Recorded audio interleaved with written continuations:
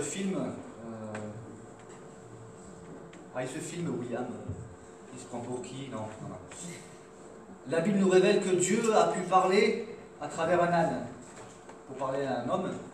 Alors je me dis que un âne des temps modernes, Dieu peut aussi l'utiliser. Bon, voilà. Ma motivation, c'est de me dire que voilà, Dieu peut m'utiliser pour faire du bien à l'un ou l'autre. Le messager n'est pas important, c'est le message qui est beaucoup plus important. Voilà. Et puis ça me permet aussi de reconsidérer ma manière d'apporter le message, de perfectionner, de me rendre compte là où j'ai parlé trop vite, pas assez fort, etc. Là où j'ai pas fouillé, bref. Voilà. Le thème du message d'aujourd'hui, c'est, un titre peut-être un peu choquant, ce handicap voulu par Dieu. Ah bon? Oui, nous allons le voir. Une question, avez-vous des problèmes? Non, non, ça va. Moi, j'ai pas de problème. Avez-vous peut-être un problème en particulier? Y a-t-il une ou plusieurs choses qui vous dérangent dans votre vie et que vous voudriez voir disparaître à tout jamais? Y a-t-il quelque chose qui vous handicape dans votre marche chrétienne? Vous avez prié plusieurs fois pour que Dieu vous en débarrasse, mais voici que le problème persiste. Vous avez prié avec persévérance, mais le problème est toujours là. Peut-être une maladie en particulier. Ah oui, Jésus guérit. Dieu ne veut pas que je sois malade, j'ai entendu. Dieu ne veut pas que vous soyez malade. Oui, il y en a qui prêchent cela. Vous voyez, ce qui est le plus terrible, c'est pas qu'il y ait des prédicateurs qui prêchent cela, c'est déjà dramatique en soi. Le pire, c'est qu'il y ait des chrétiens qui croient cela.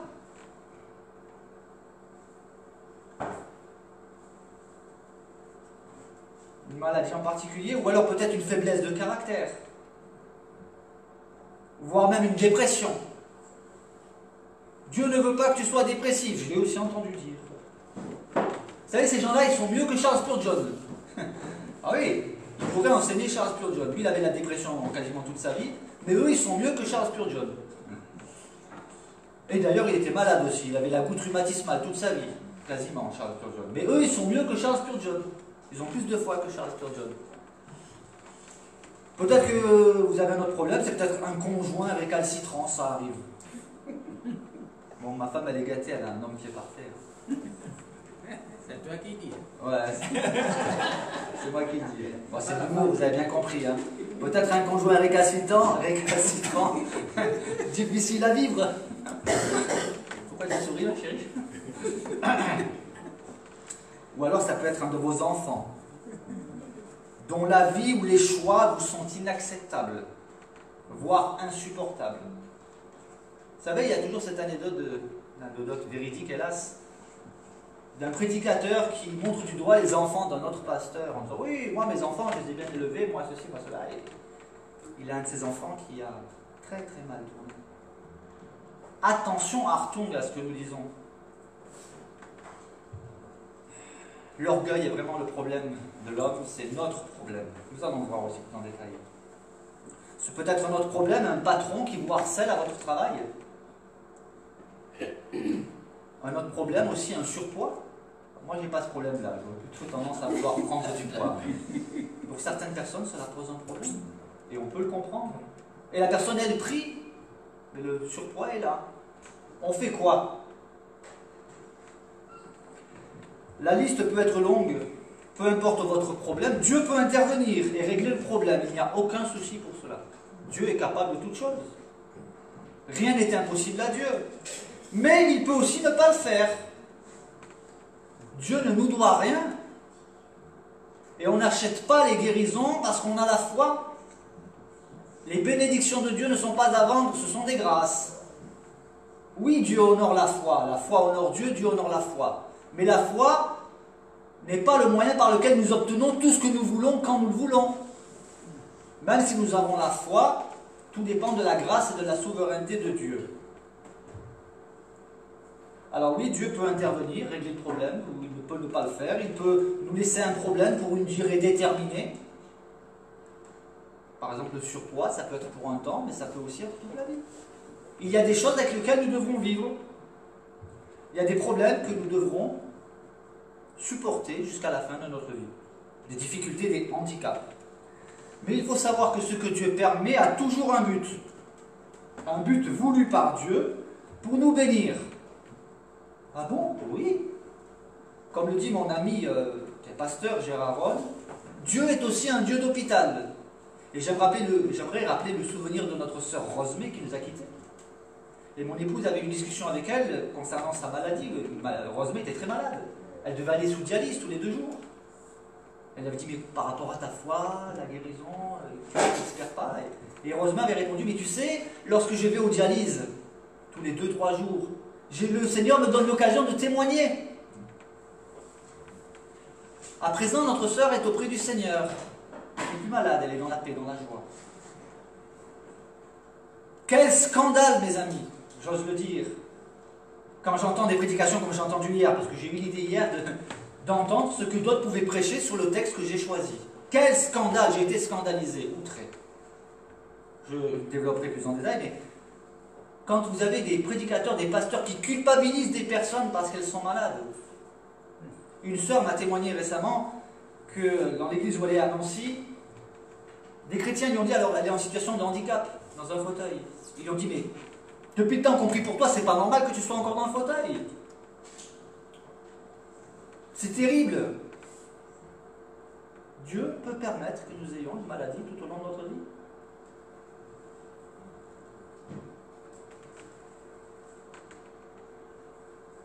Ce que Dieu permet a toujours un but voulu par Dieu pour nous bénir. C'est dur à entendre, mais pourtant tellement vrai. Bref, pour résumer ma question, avez-vous une écharde dans votre chair? Une écharde, voyez-vous, il y en a plusieurs, des grandes, des petites, des moyennes, mais sachez qu'une toute petite écharde, en bois ou en métal, peut vous empêcher de marcher. C'est petit une écharde, c'est pas grand. On a tous déjà eu une écharde dans le doigt, dans le pied. C'est petit, et ça nous handicape. Ça nous empêche de marcher, d'avancer. Ça nous gêne. Et une écharde, c'est par définition, le plus souvent, une petite chose, mais qui nous handicape. Ça peut être aussi une grosse. C'est un peu comme la croix. Que chacun porte sa croix. Vous connaissez peut-être aussi cette anecdote de celui qui voulait échanger sa croix. Et alors, il a échangé sa croix pour une croix plus petite. Un peu plus large, mais plus petite. Et il porte sa croix qui est plus petite. Il avait une croix qui était très longue, mais il veut une plus petite. Et il arrive un moment, au bout d'un chemin, et il y a une falaise, et il faut pouvoir passer de l'autre côté. Et il se rend compte que s'il avait gardé sa croix, il aurait pu passer de l'autre côté.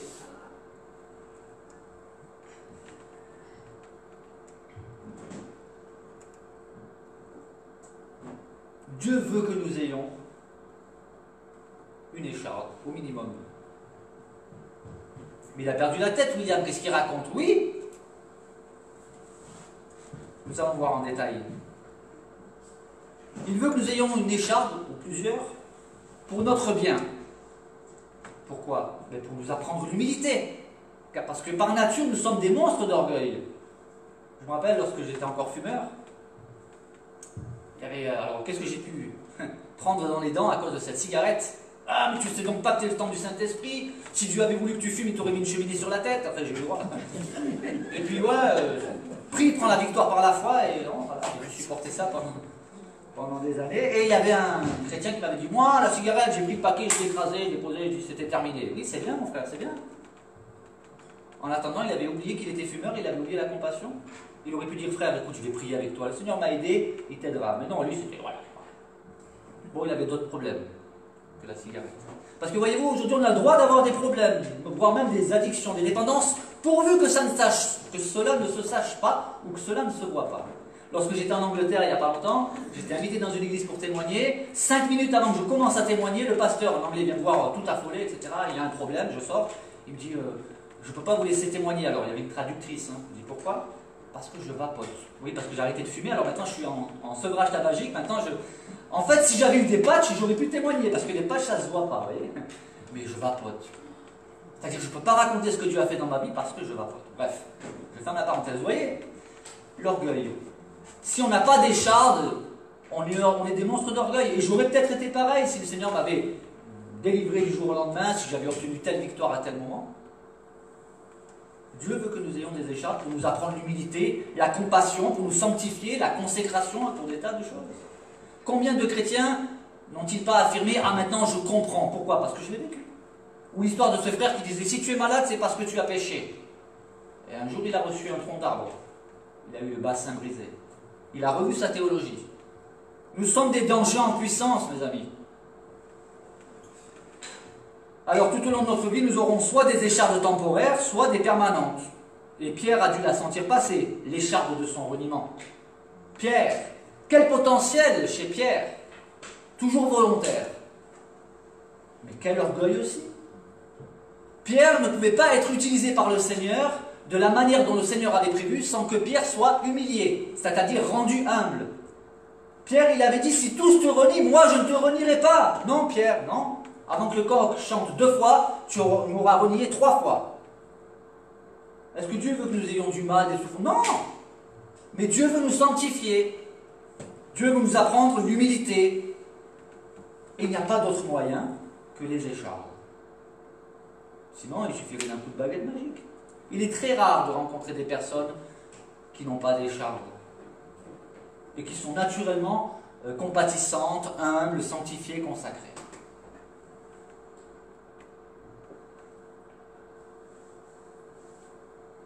Il fallait qu'il passe par là, notre Pierre.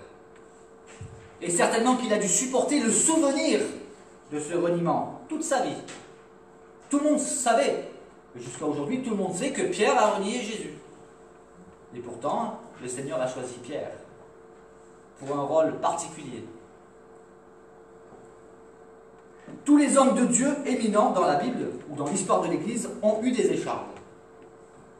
Que ce soit Abraham, Jacob, Joseph, Moïse, David, Salomon, Pierre, Paul, pour ne citer que ceux-là dans la Bible, ils avaient tous des échardes. Je ne vais pas tous les énumérer, vous pouvez lire leur histoire, mais on se rend compte qu'il y avait tous des choses qui les humiliaient dans leur vie, qui faisaient tâche. Et dans l'histoire de l'Église, que ce soit Martin Luther, John Wesley, Hudson Taylor, William Carey, dont la femme avait perdu la raison, George Muller, qui avait des maux de tête terribles ainsi que des douleurs à l'estomac terribles au point qu'il saignait, que ce soit William Booth, Charles Spurgeon, nous l'avons vu, qui avait la dépression et la goutte rhumatismale, ils avaient tous des échardes, des choses dont ils auraient voulu se débarrasser. Spurgeon n'aurait pas pu être le serviteur de Dieu qu'il était s'il n'avait pas eu ses échardes. Lorsque lui, il parlait de la souffrance aux âmes qui étaient découragées, c'était pas de la théologie, c'était pas de la théorie, ça venait du fond de ses tripes. Il disait d'ailleurs, ce que nous n'apprenons pas dans les instituts de théologie, nous l'apprenons à l'école de Dieu, par les difficultés. Il savait de quoi il parlait. Et nous n'en voudrions pas. Mais quel est donc ce faux évangile qui circule? Nous sommes obligés d'avoir au minimum une écharde. À moins que nous soyons meilleurs que l'apôtre dont je vais parler maintenant. C'est-à-dire meilleurs que l'apôtre Paul. Nous allons le voir. Il y en a qui pensent qu'ils sont meilleurs que l'apôtre Paul. Je vais donc lire le texte et le commenter au fur et à mesure. Il commence en disant « Faut-il se glorifier ? Cela n'est pas bon. » Pourquoi il dit cela? Dans le contexte, il faut savoir une chose, c'est que les Corinthiens étaient friands de sensationnel, de miracles, de tout ce qui frappe les yeux, de révélations, et ils avaient ce que l'apôtre Paul appelle des super apôtres. Il le disait avec ironie, bien évidemment.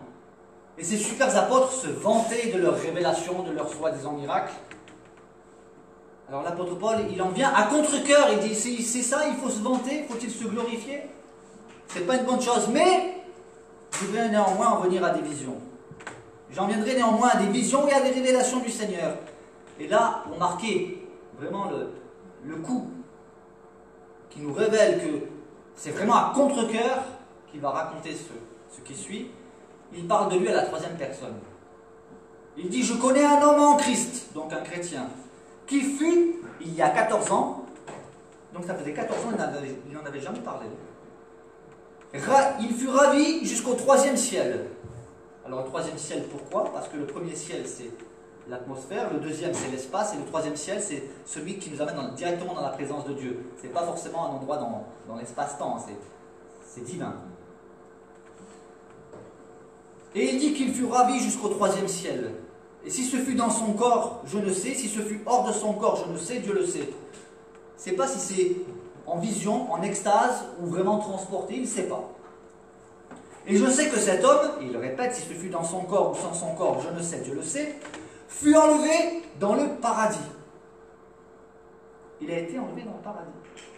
Il a vu le paradis. Mais curieusement, il ne parle pas de ce qu'il a vu. Il dit, il fut enlevé dans le paradis et qu'il entendit des paroles merveilleuses qu'il n'est pas permis à un homme d'exprimer. Alors quand il dit qu'il n'est pas permis à un homme d'exprimer, est-ce que ça veut dire que Dieu ne lui a pas permis d'exprimer ce qu'il a entendu, ou est-ce que les mots humains manquent? Les deux compréhensions sont acceptables. Le fait est que il n'est pas permis à un homme d'exprimer, c'est inexprimable. Et l'apôtre Paul dit, je me glorifierai d'un tel homme, mais de moi-même je ne me glorifierai pas, sinon de mes infirmités. Il va à contresens des friandises des Corinthiens. Eux, leur friandise, leur plaisir, c'est les miracles, ce qui frappe les yeux, les révélations. Allez, raconte-nous quelques miracles, quelque chose d'extraordinaire que tu as avec Dieu. Lui, il dit, je me glorifierai plutôt de mes infirmités. Il va à contresens. Et il dit, si je voulais me glorifier, je ne serais pas un insensé, car je dirais la vérité. Là, on comprend petit à petit, il glisse pour faire comprendre que c'est bien de lui qu'il parle. Mais il a voulu démontrer qu'en fait, c'est vraiment à contre-cœur. Il ne voulait pas en parler, d'ailleurs, il ne donne pas de détails. Il dit juste qu'il a été enlevé dans le paradis de Dieu. Le message qu'il veut leur faire passer, c'est si je voulais vraiment me vanter, je pourrais aussi. Et plus loin, il va expliquer qu'effectivement, les preuves de son apostolat ont éclaté au milieu d'eux par des prodiges, des miracles, etc. Mais il va parler aussi qu'il a vécu tout cela au milieu des souffrances, des calamités, des persécutions. Ah, le vrai évangile. Aujourd'hui, voyez-vous, les promoteurs des super miracles, des super guérisons, ils vous mettent ça en avant, ce sont des vendeurs du marketing, hein, mais ils ne vous parlent pas des souffrances, des difficultés. Pour vous, on a l'impression que tout va bien. Ce sont des Christman. Vous savez ce que c'est le Christman? C'est un mélange de Jésus-Christ, Superman, Spider-Man et Batman. Ah, ils sont meilleurs qu'eux. Tout va bien pour eux. Et il dit, si je voulais me glorifier, je ne serais pas un insensé, car je dirais la vérité, mais je m'en abstiens. Pourquoi? Quelle humilité. Afin que personne n'ait à mon sujet une opinion supérieure à ce qu'il voit en moi ou à ce qu'il entend de moi. Paul ne voulait pas qu'on ait une opinion de lui supérieure à ce qu'il était. Et il explique, et pour que je ne sois pas enflé d'orgueil.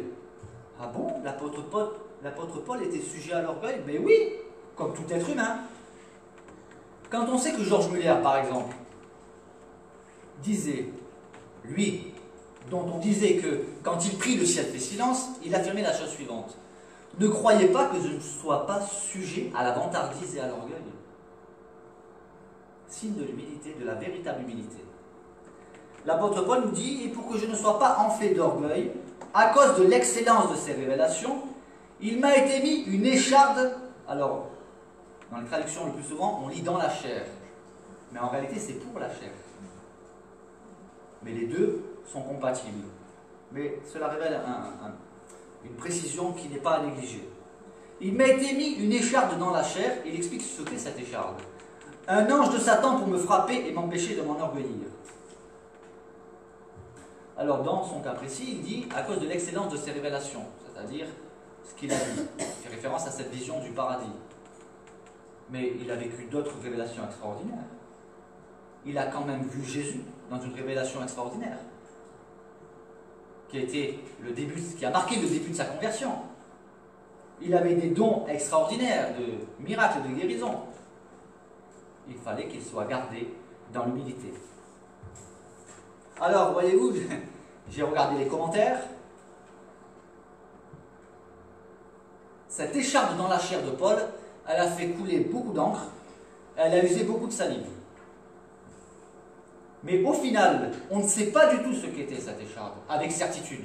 Il y a des théories, des suppositions. On pense que, alors il y en a qui parlent de problèmes aux yeux, d'autres qui parlent de mélancolie, d'anxiété, du souvenir de son passé de persécuteur qui le harcelait. Mais au final, Dieu n'a pas voulu que nous sachions quelle était cette écharde parce que nous pouvons nous sentir concernés, nous, peu importe notre écharde. Et c'est cela qui est important. Alors hier, je disais tout à l'heure que j'ai écouté, je dis tiens, je vais écouter ce que d'autres, on peut apprendre des autres, ce qu'ils disent par rapport à cette écharde. Alors il y en a une qui a raconté que finalement cette écharde, c'est le diable qui l'a envoyé à Paul parce qu'il ne voulait pas que Paul soit élevé par Dieu. Oui, non mais le pire c'est qu'il y a des gens qui sont là, qui s'écoutent et qui disent Amen. Je me dis mais est-ce qu'ils ont lu leur Bible? Alors le pire, j'allais dire le comble dans cette histoire, c'est quand vous les écoutez, ils vous parlent du contexte qui est important, des termes originaux, etc. Mais ils passent complètement à côté. Un autre a dit non, c'était pas les yeux, c'était pas... Moi je vais vous dire ce que c'était son écharpe, c'était la persécution. Voilà. Parce que Jésus avait dit, je lui montrerai tout ce qu'il doit souffrir. Mais ça ne tient pas la route. Pourquoi l'apôtre Paul, parce que nous allons voir plus loin, aurait demandé au Seigneur de le débarrasser de cette écharde si c'était uniquement la persécution? Pourquoi? Parce que Paul savait qu'on devait être persécuté. Jésus nous a annoncé qu'on devait être persécuté. On ne peut donc pas demander à ce que nous soyons débarrassés des persécutions. Tout ça pour dire qu'au final, on ne sait pas. Parce que si lui, il a cette écharpe de la persécution, finalement, il n'a rien de plus ou rien de moins que tous les autres chrétiens. Or, lui, il avait un problème particulier. Il avait son écharpe d'amis.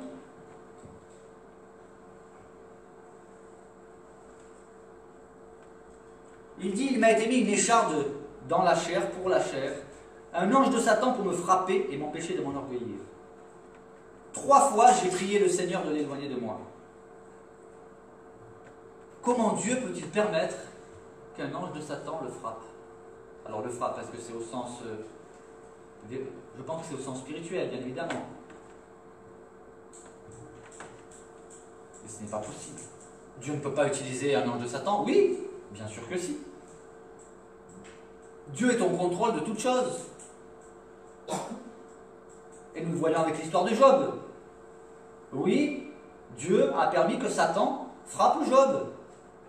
Plusieurs fois. Et à son insu, Dieu faisait concourir ce que le diable mettait en place pour détruire Job. Dieu l'a utilisé pour bénir Job.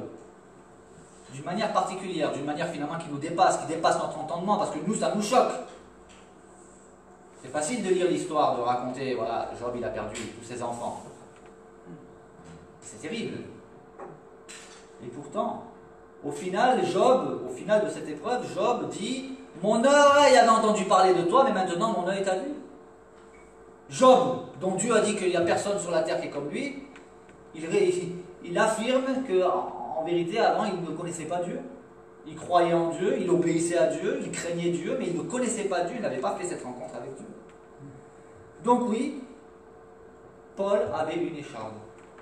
On ne sait pas ce que c'est, et ce n'est pas important. On sait juste qu'il a prié 3 fois. Alors Paul qui enseigne de persévérer dans la prière, pourquoi n'a-t-il prié que 3 fois? Mais ce n'est pas ce que le texte nous dit, vous voyez les subtilités. Le texte ne nous dit pas que Paul n'a prié que 3 fois, mais le texte nous révèle, et on comprend, qu'au bout de 3 fois, le Seigneur lui a révélé, c'est comme s'il lui disait, ça ne sert à rien de prier plus longtemps. Le Seigneur lui a répondu. Donc il dit 3 fois, j'ai prié le Seigneur de l'éloigner de moi, et il m'a dit, ma grâce te suffit.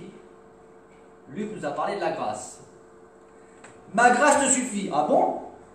Mais je veux la guérison, je veux le miracle, je veux la puissance. Non! Ma grâce te suffit. Sinon tu vas te remplir d'orgueil, tu vas être un monstre d'orgueil. Tu vas faire du mal autour de toi. Au lieu de bénir et d'avoir compassion des brebis, tu vas les détruire, tu vas les blesser. Et c'est ce qui se passe. Je le vois encore aujourd'hui. Je suis scandalisé. Et j'ai moi-même été victime de ces gens-là. Qui vous promettent monts et merveilles. Et si vous êtes malade, c'est parce que vous n'avez pas cette foi qu'on vous dit. Et c'est parce que j'avais la tête remplie de ce genre d'enseignement que j'ai eu l'audace. C'est pour ça qu'il y en a certains qui disent, si tu n'es pas guéri, c'est parce que tu n'as pas la foi, ou si tu ne vois pas des miracles, c'est parce que tu n'as pas la foi. Ah bon? Moi j'avais la foi, à tel point que j'ai imposé les mains à un mort pour qu'il ressuscite. Je n'avais jamais vu un mort de ma vie, mais j'étais tellement rempli de foi que je suis allé pour lui imposer les mains. Il n'a jamais été ressuscité. J'ai cru jusqu'au dernier instant, j'en parle dans mon livre. Et là, je me suis dit, mais il faudrait peut-être que je revoie ma théologie. Et j'ai compris qu'on m'avait mené en bateau. Parce qu'on vous raconte qu'avec la foi, vous pouvez tout obtenir. Non, on n'obtient que ce que Dieu veut que nous obtenions. Que ce qui le glorifie, lui. Il faut le dire. Ma grâce me suffit. Pourquoi? Car ma puissance, le mot dynamis, la dynamite, la grande puissance de Dieu, s'accomplit dans la faiblesse. Et dans le terme original, la faiblesse, c'est le terme qui a donné asthénie. Asthénie, ça veut dire on est sans force. Hein, tu confirmes, Muriel, quand on est asthénique, on est sans force. Donc le Seigneur est en train de dire, ma grande puissance s'accomplit quand tu es sans force. Mais ça va à contresens de ce que certains prêchent aujourd'hui. La victoire, le succès, la prospérité. J'ai même lu hier quelqu'un qui disait, le chrétien ne peut pas accepter d'être pauvre. Il ne peut pas aimer la pauvreté. Oui. Vous savez, il y en a certains ils seraient capables de donner des cours bibliques à Jésus. Oui. Ils expliqueraient à Jésus ce que la Bible veut dire. Et nous sommes coupables de laisser faire sans rien dire. On laisse faire. Non, il faut dénoncer ces choses. L'apôtre Paul tolérait beaucoup de choses. Mais face aux hérésies, il était incorruptible. Il se dressait contre les hérésies. Peut-être n'avez-vous jamais été victime ou n'avez-vous jamais rencontré des personnes qui ont été victimes de maltraitance spirituelle. On ne leur prêche pas ce genre de choses. Ça leur ferait du bien qu'on leur dise « Le Seigneur est avec toi malgré ton écharde. Tu souffres. » Attention, je ne dis pas que Dieu ne guérit pas. Je ne dis pas que Dieu ne veut pas nous débarrasser de certaines échardes. Mais non. Dieu veut nous débarrasser de certaines échardes, celles qui nous empêchent d'avancer.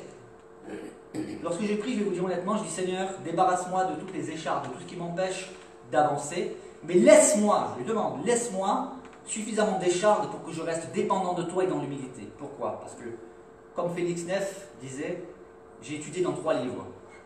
La Bible, la nature et mon propre cœur. Et lorsque le Seigneur vous montre ce qu'il y a dans votre cœur, vous dites, je suis en danger. Parce que je peux m'enorgueillir. Alors voilà ma prière, du Seigneur. Laisse-moi ce qu'il faut, comme écharde, comme difficulté, pour que je reste dépendant de toi et humble. Mais débarrasse-moi de ce qui m'empêche de te servir, de ce qui m'empêche d'avancer. Et voyez-vous, quand vous avez des frères et sœurs qui sont malades, qui ont des souffrances, des difficultés diverses, j'avais mis le réveil pour ne pas dépasser, mais je pense que ça va quand même un petit peu dépasser. Nous avons besoin de cette humilité.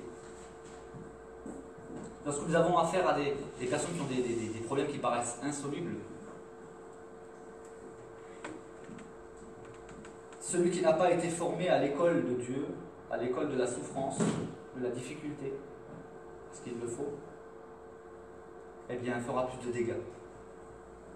Alors que celui qui a été forgé au creuset de l'épreuve de la souffrance aura un discours différent. Ça ne veut pas dire qu'il aura moins de foi, non. Moi, je crois que Dieu est capable de faire toutes choses.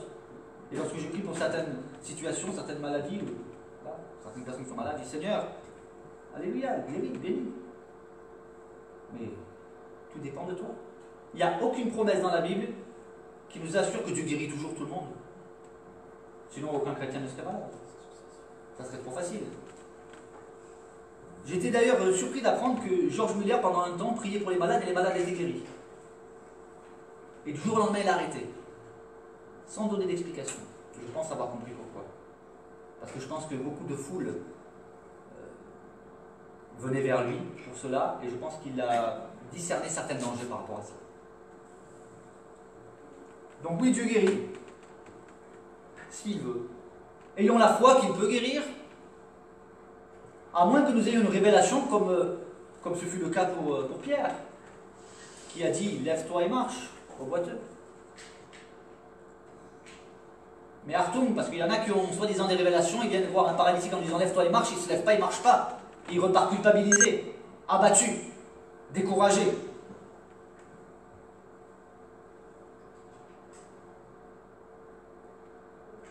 Alors que faire de nos échardes, de notre écharde? Eh bien, la première chose à faire, c'est de prier, comme Paul le fit. On a des problèmes, des difficultés, il ne s'agit pas de tout accepter, n'importe quoi, n'importe comment. Il faut prier, et Dieu nous révélera. Si on n'a pas de réponse, continuons de prier, avec persévérance. Il ne s'agit pas de tout accepter. Ce qui nous fait souffrir, prions, pour que Dieu intervienne. Donc priez. Et nous risquons deux choses si nous prions bien. Soit Dieu nous en débarrasse, soit il nous aide à supporter, comme il le fit pour Paul. Et pourquoi prier aussi? Eh bien, prier parce que toutes les écharpes ne sont pas voulues par Dieu, il y en a certaines dont il veut nous débarrasser. Et prier pour recevoir aussi une réponse de Dieu. Si Dieu dit qu'il veut cette écharpe pour nous, alors nous pourrons plus facilement l'accepter comme un moyen de grâce.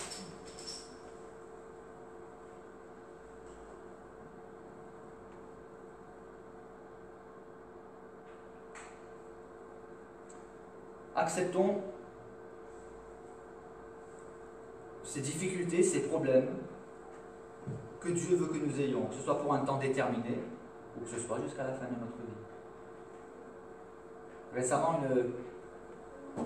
une des personnes âgées de la résidence Saint-Gilles me racontait encore, plusieurs fois elle m'a raconté que le témoignage d'une amie à elle, atteinte d'un cancer, maintenant elle est décédée cette personne, mais qui a perduré. Et elle disait qu'elle était, cette sœur, qui s'appelait Doris, était vraiment dans une paix surnaturelle, tout le temps joyeuse, malgré qu'elle avait des vomissements, enfin des trucs, je passe les détails, des trucs difficiles. L'acceptation, on parle très peu de l'acceptation. Enfin, j'entends rarement. On veut le succès, on veut la victoire, on veut la richesse, on veut la prospérité, on veut les bénédictions. Mais l'acceptation de la situation. Mais tu vas nous décourager, non? Parce que le Seigneur veut être avec nous. Et il est avec nous. Dans nos souffrances, dans nos problèmes. Et c'est un mal que nous causons autour de nous lorsque nous voulons faire croire à la personne que Dieu va changer ton problème, alors qu'en fait le Seigneur veut la bénir par ce problème. Il veut la sanctifier. Il veut la fortifier. Il veut la former, la transformer, la réformer. Combien de personnes ont appris à mieux connaître le Seigneur à travers une épreuve difficile?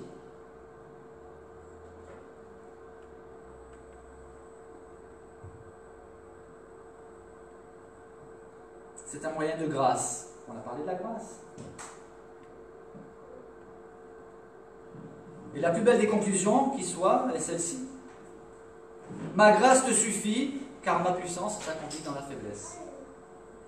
Ma grâce te suffit, ça ne veut pas dire arrête de prier pour que Dieu te guérisse. Ça ne veut pas dire arrête de prier pour que Dieu te débarrasse de telle ou telle difficulté. Non, continue de prier, comme je l'ai dit. Mais ça veut dire ma grâce te suffit, je suis avec toi. Que nous puissions prendre du temps devant Dieu, continuer de prier, en comptant sur sa grâce. Il y a un cantique qui dit « Je veux compter sur ta grâce, Seigneur, pour aller plus loin. Je veux compter sur ta face pour éclairer mon chemin. » Alors voilà, l'écharpe de Paul, on ne sait pas laquelle elle était. Ce n'était pas important. Je suis convaincu que chacun d'entre vous connaît son ou ses écharpes. Mais le plus important à retenir, c'est cette conclusion. Ma grâce te suffit, car ma puissance s'accomplit dans la faiblesse. Amen. Je vous invite à répondre avec ce prochain chant, et c'est dans cette grâce que nous voulons demeurer.